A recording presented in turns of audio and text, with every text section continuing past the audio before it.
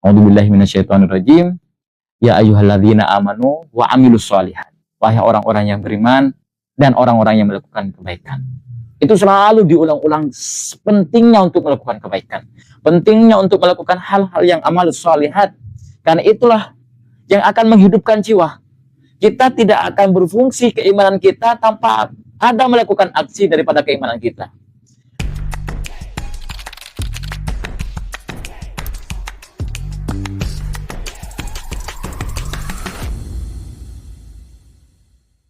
A'udzubillahi minasyaitonirrajim. Bismillahirrahmanirrahim.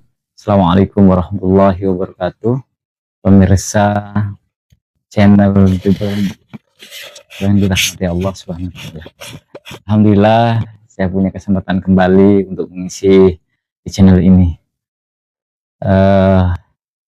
Izinkan saya untuk berbicara tentang manusia sebagai makhluk yang memiliki fitrah atau yang memiliki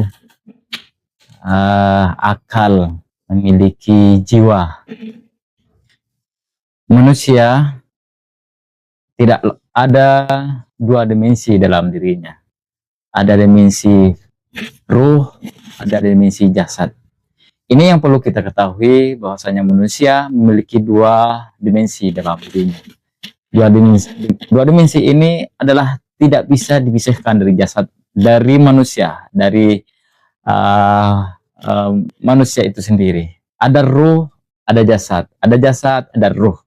Jadi setiap manusia yang lahir ke permukaan bumi, atau yang bakal lahir ke permukaan bumi, atau yang masih bentuk hal-hal yang lain, wujud-wujud yang lain yang belum terbentuk melalui sperma, yang akan menjadi ciptaan Allah SWT, tidak keluar daripada jasad dan ruh, atau tidak keluar daripada dua dimensi ini, dimensi ruh dan jasad. Nah, sementara pada saat yang sama, sementara manusia harus terjun ke dunia, harus lahir di dunia, harus melalui proses di dunia. Dan dunia adalah tempatnya kejenuhan. Dunia itu tidak ada sama sekali keindahan yang abadi, atau kesengsaraan yang abadi, kebahagiaan yang abadi. Di dunia itu adalah tempatnya adalah kejenuhan dan kesumpakan. Itu sifat dari dunia. Karena dunia ini alam terendah dari seluruh alam yang ada. Sehingga yang ada dalam kehidupan dunia ini, semuanya sifatnya sementara. Yang bahagia itu sementara, yang sengsara itu sementara, yang sedih itu sementara, semuanya sementara di dunia ini. Dan paling penting yang perlu kita sadari, bahwasannya dunia ini adalah tempatnya kejenuhan. Tidak ada kebahagiaan yang abadi dalamnya. Tempatnya jenuh, membosankan. Kenapa? Ya, alam dunia adalah terendah bagi manusia. Nah, sebenarnya manusia tidak cocok hidup di dunia ini. Melalui ruhnya ya, melalui ruh jiwa manusia. Tapi dengan dimensi jasadnya manusia cocok untuk hidup di dunia ini. Maka dari itu, manusia kalau cuman yang diisi adalah dimensi jasadnya, ya manusia tidak akan mengerti dirinya sebagai manusia sejati. Karena itu manusia punya tanggung jawab, selain mengisi dirinya, mengisi asupan untuk jasadnya, yang paling penting adalah manusia mengisi asupan berbentuk ruh. Jadi kalau cuman manusia mengisi asupannya hanya jasadnya semata, ya tidak akan mengerti pada hakikat sebagai manusia. Makanya kenapa agama itu harus turun kepada kita ini, kepada manusia. Kenapa manusia ini harus dibarengi atau diberikan asupan nilai-nilai agama? Karena untuk mengisi ruh itu tadi. Karena kalau manusia cuman diberikan asupan pada nilai-nilai jasadnya, pada jasadnya saja, ya manusia akan jenuh, manusia akan mengalami kebosanan dalam dunia ini. Tentunya bagaimana cara mengimbangi itu, jasad itu tadi, diberikanlah agama. Agama itu yang akan mengisi ruang-ruang ruh untuk sebagai penyeimbang. Walaupun misalkan kita semua pemirsa yang mendengarkan pembicaraan ini, mungkin kita jenuh untuk melakukan kebaikan di dunia ini, atau melakukan aktivitas yang serupa seperti sholat, puasa, atau nilai-nilai kebaikan. Jenuh akhirnya. Tapi enggak. Allah Subhanahu wa taala menjanjikan sesuatu yang luar biasa di balik kebaikan itu yang kita lakukan. Di balik kejenuhan itu ada harapan yang besar, yakni ada nilai-nilai yang kita bangun di dalamnya.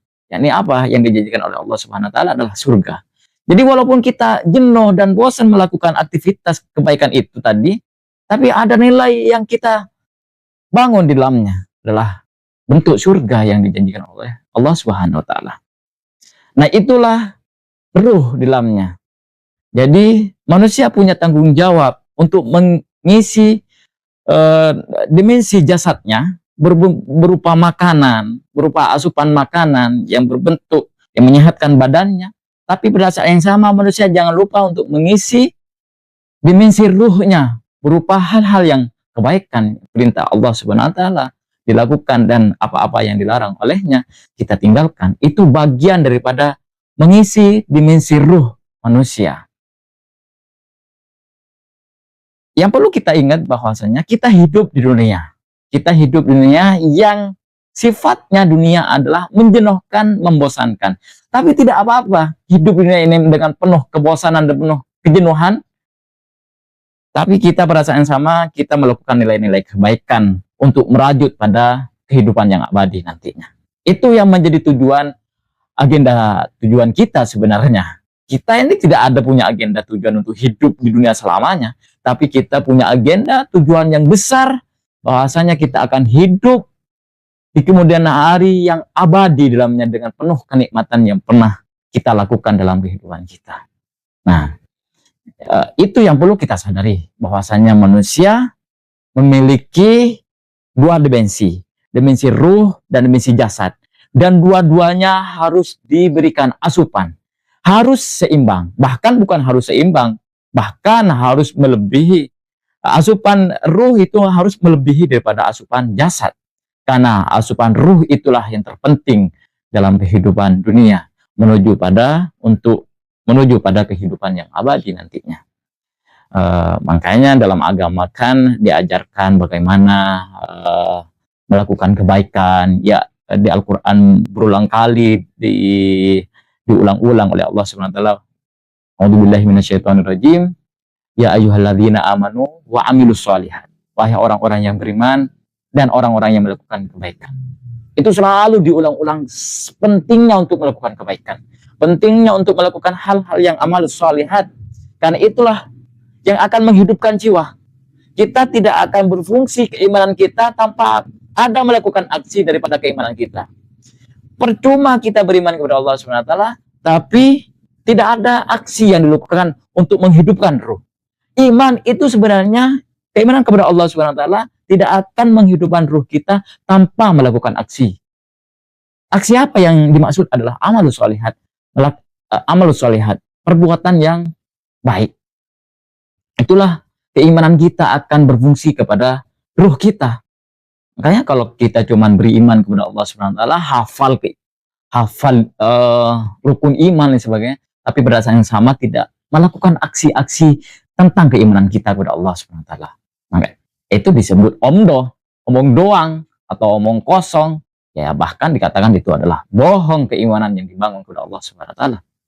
Makanya kan dalam Al-Qur'an, kalau kita membaca Al-Quran, mereka mengatakan beriman, sementara mereka tidak sampai keimanan itu pada hati mereka. Nah, ini yang perlu kita merenung bersama-sama dalam kehidupan kita. Ingat, kehidupan kita ini sebentar, tidak lama, kita akan kembali kepada Allah SWT. Dan sejauh mana kita akan membawa bekal ke hadapannya, Ya tergantung kita dalam kehidupan kita ini. Mungkin hanya ini yang bisa sampaikan. Terima kasih. Assalamualaikum warahmatullahi wabarakatuh.